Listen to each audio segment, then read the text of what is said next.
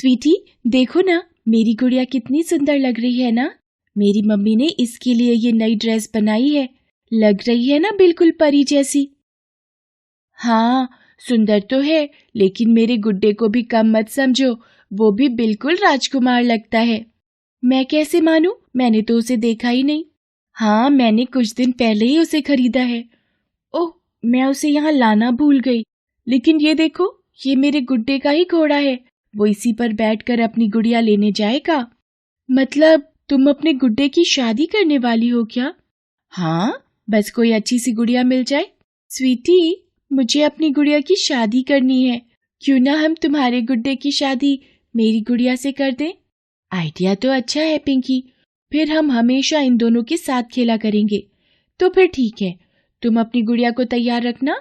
कल मेरा गुड्डा इसी घोड़े पर बैठकर तुम्हारी गुड़िया को लेने आएगा। क्या? कल ही? ओहो, कितनी तैयारियां करनी पड़ेंगी फिर तो। चलो फिर ठीक है, मैं मम्मी की हेल्प ले लूंगी। ओके पिंकी, अब मैं घर चलती हूँ। मुझे भी तो अपने गुड्डे को तैयार करना है। पिंकी और स्वीटी एक दूसरे के पड़ोसी थे। दोनों एक दूसरे की अच्छी दोस्त थी।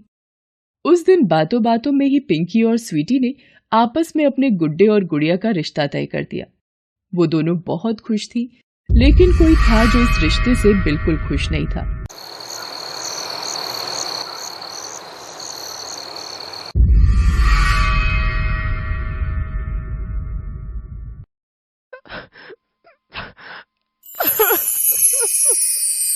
रानी जी, आप परेशान मत होइए, जल्दी ही सब ठीक हो जाएगा। कैसे ठीक होगा? कब ठीक होगा? कुछ ठीक नहीं होगा। पिंकी अपने दोस्त के गुड्डे से कल मेरी शादी करवाने वाली है। तुम जानती हो ना, अगर ऐसा हो गया तो क्या होगा। आज हमारी रानी परी और राजकुमार सिवान की शादी के साथ ही हमारा परी लोग और भी शक्तिशाली और संपन्न हो जाएगा। रानी परी और राजकुमार सिवान की जादुई शक्तियों के मिलन से हमारे राज्य की सीमाएं और भी मजबूत हो जाएंगी और फिर कोई भी शैतान हमारी तरफ आंख उठाकर नहीं देख पाएगा। रानी परी और राजकुमार सिवान का मिलन पहले से तय था, लेकिन ये इतना आसान भी नहीं था। शादी की रस्में पूरी होने से पहले ही एक शैतान जादूगर वहां पहुंचा और सभी परियों पर अपनी जादुई शक्ति से हमला करने लगा। तुम्हारी हिम्मत कैसे हुई यहाँ घुसने की? इतना कहकर रानी परी अपनी जादुई छड़ी उस शैतान जादूगर की तरफ घुमाती है। राजकुमार सिवान भी उस पर हमला करने के लिए आगे बढ़ता है, लेकिन उससे पहले ही वो शैतान जादूगर उन दोनों पर हमला कर देता है। वो जादू से उन दोनों को गुड्डे गुड़िया में बदल देता है और फिर जोर से हंसने लगता है। ये क्या किया तूने शैतान जादूगर? हमारी रानी परी राजकुमार सिवान। अब कुछ नहीं बोल सकते ये दोनों और ना ही कुछ कर सकते हैं जब तक इन दोनों की शादी नहीं होती। ये दोनों मेरे आगे कमजोर हैं। इन दोनों की शादी को कोई नहीं रोक सकता। इनकी शादी का विधान लिखा जा चुका है और तू क्या, कोई भी इसे बदल नहीं सकता। मैंने बदल दिया है। अब ये दोनों कभी नहीं मिल पाएंगे और अब से मैं इस परी लोक का राजा हूँ। मैं हूँ यहाँ का राजा। अपने घमंड में चूर वो शैतान उन दोनों गुड्डे गुड़ियों को इंसानों की दुनिया में भेज देता है, वो भी एक दूसरे से बहुत दूर। शैतान जादूगर परी लोक पर कब्जा कर लेता है, लेकिन कुछ परियां उसके जादू से बचकर उस गुड़िया के साथ इंसानों की दुनिया में आ जाती हैं। वो गुड़िया पिंकी को मिल जाती है। परियां भी छिपकर रानी परी की निगरानी करने लगती हैं। वो रानी परी को उस गुड़िया के रूप से आजाद कराने की बहुत कोशिश करती हैं, लेकिन ऐसा कर नहीं पाती। हालांकि रानी परी जब चाहे परियों से बात कर सकती थी, लेकिन इसके अलावा वो कोई जादू नहीं कर सकती थी। क्या? अरे नहीं, ऐसा नहीं हो सकता। आपकी शादी तो सिर्फ राजकुमार सिवान से ही हो सकती है रानी परी। हाँ, लेकिन वो कहाँ है हम तो ये भी नहीं जानते। और अगर कल पिंकी ने... नहीं रानी परी, आप चिंता मत कीजिए, हम ऐसा नहीं होने देंगे। अगले दिन पिंकी अपनी गुड़िया को खूब अच्छे से तैयार करती है। कुछ ही देर में स्वीटी अपने गुड्डे को लेकर उसके घर आ जाती है। वो अपने गुड्डे के साथ खूब सारा सामान भी लाई थी। अरे स्वीटी, तेरे गुड्डे का चेहरा तो दिखाई ही नहीं दे रहा। कैसे दिखेगा? इसने सेहरा जो पहना है सुंदर है ना? मैंने और मेरी मम्मी ने बनाया है ये फूलों का सेहरा। चलो अब जल्दी से तुम अपनी गुड़िया को लेकर आओ। पिंकी अपनी गुड़िया को लेकर आ जाती है। सारी परियां अपने जादू से छोटी होकर कमरे के पंखे के ऊपर छिप गई थीं। वो किसी भी हाल में ये शादी रोकना चाहती थी। जैसे ही पिंकी और स्वीटी ने अपने गुड्डे गुड़ियों को मंडप में रखा, एक परी ने अपने जादू से पास में रखे कलश का पानी गिरा दिया। अरे ये कैसे हुआ? ओफो, मेरी गुड़िया के सारे कपड़े भीग गए। कोई बात नहीं पिंकी, शादी के बाद हम इसके कपड़े बदल देंगे। देखना मैं इसके लिए कितना सुंदर लहंगा चोली लाई हूँ। अरे वाह, ये तो बहुत सुंदर है।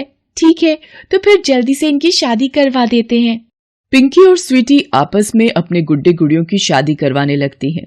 परियों को बहुत गुस्सा आता है। उनमें से एक ने अपनी छड़ी उठा ली। वो कोई जादू कर पाती उससे पहले ही अचानक कमरे का पंखा चल पड़ा। सारी परियां उड़कर दूर चली गईं। शादी का मंडप कागज का बना हुआ था। पंखे की हवा से वो भी उड़ गया। सारा सामान भी इधर उधर फैल गया। ये देखकर पिंकी जोर जोर से रोने लगती है और अपनी गुड़िया को वहीं छोड़कर रोते हुए कमरे से बाहर चली जाती है। स्वीटी भी अपने गुड्डे को वहीं छोड़कर पिंकी के पीछे जाती है। सारी परियां पिंकी की गुड़िया यानी रानी परी के पास आती हैं। रानी परी उनसे कहती है, मुझे बहुत बुरा लग रहा है पिंकी को ऐसे रुलाकर। वो बहुत अच्छी है, मेरा बहुत ख्याल रखती है वो। रानी परी, हमें भी ये सब करके अच्छा नहीं लग रहा, लेकिन हम क्या करें, हम मजबूर हैं। हमें ये शादी रोकनी ही होगी। अगर ये शादी हो गई तो? अगर ये शादी हो गई तो सब अच्छा हो जाएगा। ये आवाज उसी गुड्डे की थी जिससे रानी परी की शादी होने जा रही थी। सारी परियां ये देखकर चौंक जाती हैं कि वास्तव में वो गुड्डा कोई और नहीं बल्कि राजकुमार सिवान ही था, जिसे शैतान जादूगर ने अपने जादू से एक गुड्डा बना दिया था। उसे देखते ही रानी परी बहुत खुश हो जाती है। वो जाकर राजकुमार सिवान के गले लग जाती है और उससे कहती है, राजकुमार, आपको मैंने और मेरी परियों ने कितना ढूंढा। आप ठीक तो है ना? हाँ, मैं बिल्कुल ठीक हूँ। काफी वक्त तक मैं एक खिलौने वाले के पास था। फिर कुछ दिन पहले ही स्वीटी ने मुझे वहां से खरीद लिया। तब से मैं स्वीटी के पास ही था। कल उसने जैसे ही मेरी शादी की बात की, मैं घबरा गया। मैंने शादी से बचने की बहुत कोशिश की, लेकिन स्वीटी को रोक नहीं पाया। यहां मैंने एक आखिरी कोशिश की और इस पंखे को चालू कर दिया। अच्छा, तो ये जादू आपने किया था। कमाल है ना, जिस शादी को रोकने की हम इतनी कोशिश कर रहे थे, असल में वही शादी तो हमें करवानी है। इससे पहले कि उस शैतान जादूगर को इस बारे में पता चले, आप दोनों की शादी हो जानी चाहिए। सारी परियां कमरे का सारा सामान अपने जादू से पहले जैसा कर देती हैं। तभी स्वीटी और पिंकी कमरे के अंदर आ जाते हैं। पिंकी, तू भी ना छोटी छोटी बात पर रोने लगती है। चल, हम सारा सामान ठीक कर देते हैं और फिर अपने गुड्डे गुड़ियों की शादी करवाते हैं। लेकिन स्वीटी, यहाँ तो सब पहले जैसा ही है। अरे हाँ, तेरी मम्मी ने कर दिया होगा। उन्होंने देखा था तुझे रोते हुए। चल, ये तो और भी अच्छा हो गया ना। पिंकी और स्वीटी खुशी खुशी अपने गुड्डे गुड़ियों की शादी करवा देती हैं। सारी परियां भी इस शादी में शामिल होती हैं, लेकिन पिंकी और स्वीटी की नजरों से बचकर। शादी होते ही कमरे में तेज रोशनी हो जाती है। परियां अपने जादू से पिंकी और स्वीटी को कुछ देर के लिए बेहोश कर देती हैं। उस रोशनी के साथ ही रानी परी और राजकुमार सिवान उन गुड्डे गुड़ियों की कैद से आजाद हो जाते हैं। आज अपनी शादी पर मैं बहुत खुश हूँ, लेकिन फिर भी मुझे पिंकी को छोड़कर जाते हुए बिल्कुल अच्छा नहीं लग रहा।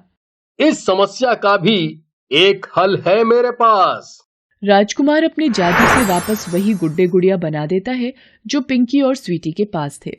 हम यहाँ भी रहेंगे और परीलोक में भी हम जब चाहें इन गुड्डे गुड्डियों में समाकर पिंकी और स्वीटी के साथ रह सकते हैं, लेकिन इस बार कैदी बनकर नहीं, बल्कि उनके दोस्त बनकर। राजकुमार की बात सुनकर रानी परी खुश हो जाती है। फिर सभी लोग परी लोक के लिए उड़ जाते हैं। पिंकी और स्वीटी को भी होश आ जाता है। वो अपने गुड्डे गुड़िया की शादी से बहुत खुश थी। दूसरी तरफ परी लोग पहुंचते ही रानी परी और राजकुमार सिवान उस शैतान जादूगर पर हमला कर देते हैं। उनकी शादी हो जाने से अब वो पहले से भी ज्यादा ताकतवर है। शैतान जादूगर उनके सामने टिक नहीं पाता और हार मानकर परी लोग छोड़कर हमेशा हमेशा के लिए वहां से चला जाता है।